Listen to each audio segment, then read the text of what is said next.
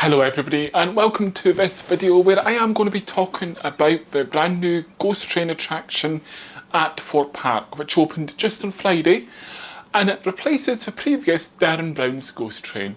I must admit the brand new ghost train is better in some ways than Darren Brown's was. Main reason for that being is that VR is no longer part of the ride, which has been openly communicated with everyone, so I don't want to give that sort of away as a spoiler too much. Now, it is still an immersive experience. I would say the age limit of 13 is definitely needed, and it is an actor-led experience. Again, that's something that has been highly recognised through everything Thorpe Park have said about the attraction. And without wanting to give too much away, I want to say the actors do a brilliant job at the attraction. They're the ones who actually make it a great attraction. It has got its downfalls, however. So on Sunday when I went, I was queued up for about an hour or just over an hour, and they had a tech issue and they had to close the ride, and when they done that, they also then fully closed the queue line. So everybody in the queue did get a fast track ticket for queuing up for so long and the attraction shutting. And sadly you can't actually use fast track on the ghost train, but you can use it on any of the other rides. I did go back later on and I went on it on Sunday for the first time, and I had a tech issue when I was on the ride itself, sadly. The actors did do a good job during it to keep you sort of entertained and keep a bit of the story going during the experience. However, they did lack a little bit in communicating what the issue was or how long they're going to be waiting.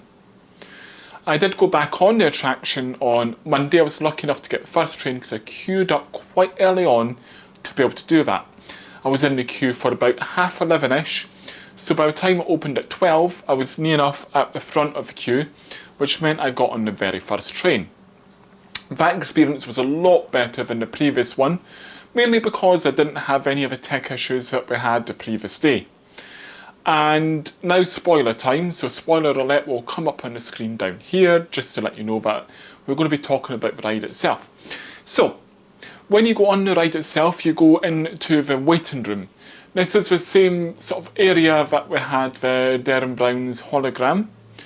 After that, you go through the experience. It's no longer Darren Brown, of course. You have the station master who introduces himself. You then get invited to go on to the train. Now, when you go up the stairs, like you used to in Darren Brown, you don't have the little speech area anymore. Instead, you now just go straight on to the train itself.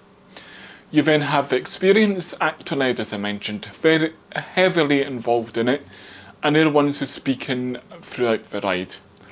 Now, on Sunday, the volume wasn't quite working, or the microphones weren't, so you couldn't clearly hear what was being said. Whereas when I went back on it on the Monday, the speakers were working, so you could actually hear everything the actors were saying, which is a good thing because audience members or people on the ride ruin it for it by talking far too much. They do a good job of trying to get them to be quiet, but it's not always possible. But you go through your first stop and you get off the train and you go through an interesting area, and you have another speaking bit. It's the same bit area as when you got off Darren Brown's ghost train, and it's been changed obviously now for the new story of the ghost train attraction. And I would say you can tell that the Dungeons team at Merlin have been involved in this attraction with the way it works. I don't want to say too much, even though this is a spoiler bit, but you do get the actors and another actor joins in. After that, you go back onto the train and you then go to the last stop. During that experience, again, things do go a bit strange and funny. Have a look around you when that's going on. And yes, you'll meet some other characters as well who will appear from interesting places. And you will see some interesting lighting and lack of lighting on the ride as well. There's another hint, but not giving away too much. After that, the train does again stop, and that's when you get off where you got on. In that area you can see it has been redone completely from when it was Darren Brown's ghost train. So you can see a bit more as well of the carriage, and underneath you can see some more train tracks to add into the story.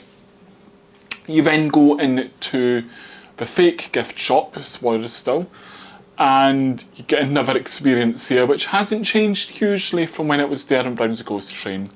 A little bit of the script is slightly different, but it's still pretty much the same. And after that, that is the end of the ride.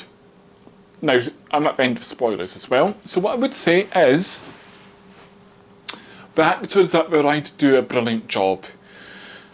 If it wasn't for them, it wouldn't be a good ride or a good attraction. I'm unsure what I think of it. In some ways I enjoy it because of the acting, but there's something about the ride itself doesn't make it sort of one of the rides or attractions you'd go back and go back and go back to. It's one in occasion time I would say it's good to go on, or is a bit of a filler for the day. I do recommend you go on it though. It's just, there's something about it which I'm not quite sure what it is.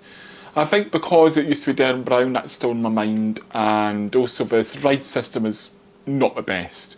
So it adds on to the downfalls of the attraction. But go on it, see what you think and let me know in the comments. Coming soon, I do have a Mardi Gras video, so stay tuned and keep an eye out for that. For now, goodbye and I'll see you all again very soon.